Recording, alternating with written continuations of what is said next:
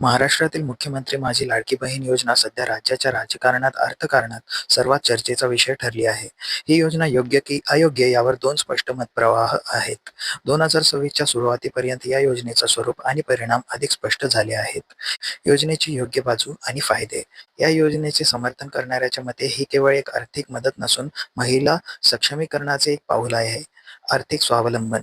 ग्रामीण आणि गरीब कुटुंबातील महिलांना दरमहा मिळणारे ₹1,500 यांच्याप्रमाणे खूप मोठी रक्कम असते.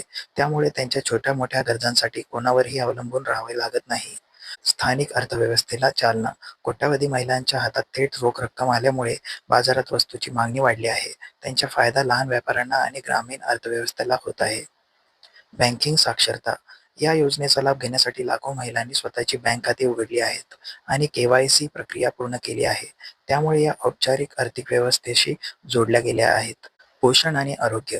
मिळालेल्या पैशांचा वापर अनेक कुटुंबे मुलांचे शिक्षण आणि सकस आहार यासाठी करत असल्याचे दिसून आले आहे. योजनेची अयोग्य बाजू, तोटे आणि आव्हाने.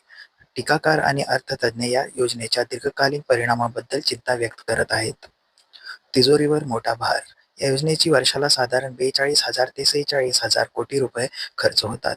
त्यामुळे राज्याच्या विकास कामाच्या निधीत कपात करावी लागली आहे.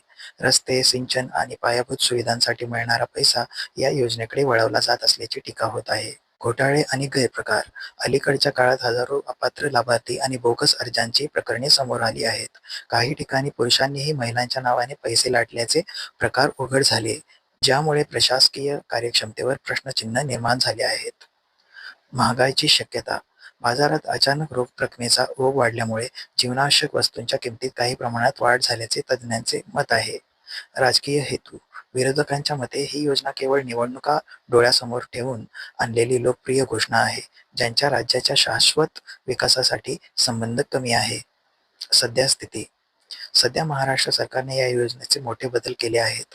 काटेकोर तपासणी. सरकारने अपात्र लाभार्थी शोधण्यासाठी कठोर तपासणी मोहीम राबवली आहे, ज्यामुळे लाभार्थींची संख्या काही लाखांनी कमी झाली आहे. निधी वसुली. चुकीच्या पद्धतीने पैसे घेणाऱ्याकडून रक्कम परत घेण्याची प्रक्रिया सुरू करण्यात आली आहे.